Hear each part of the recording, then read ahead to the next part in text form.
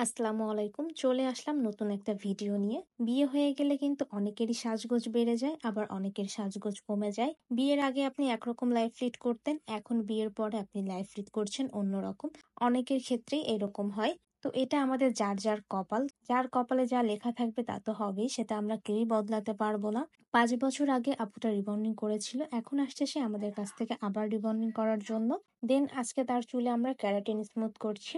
আর আপু তো বাসায় বেবি রেখে আসছে, যার কারণে আপুর খুব তাড়াহুড়াও ছিল। যার কারণে আপুর কাজটা আমরা খুব সকালেই স্টার্ট করেছি আর খুব তাড়াতাড়ি করার চেষ্টা করেছি। আর আপুটা আসছে অনেক দূর থেকে, ডুমুরিয়া থেকে আসছে।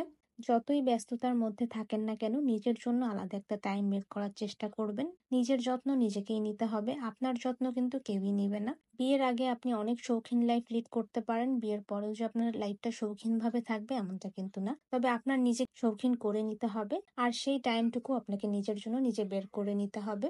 আপু 5 বছর আগে করেছিল, বাট এর মধ্যে আপু আর টাইমই পায়নি রিবন্ডিংটা করার। দেন সে অবশেষে ডিসাইড করলো এবার সে করবেই, তাই সে চলে আসছে ডুমুরিয়া থেকে আমাদের কাছ থেকে রিবন্ডিং করার জন্য।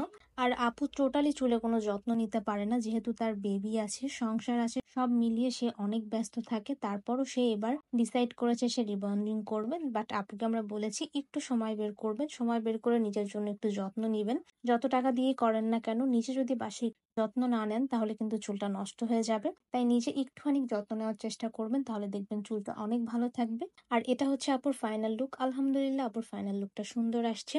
আর ঈদের অফার কিন্তু এখনো আমাদের পার্লারে চলছে, তাই যারা যারা রিবন্ডিং বা ক্যারাটিন করতে যাচ্ছেন তারা আমাদের পার্লারে চলে আসবেন। সবাই ভালো থাকবেন, সুস্থ থাকবেন। আল্লাহ হাফেজ।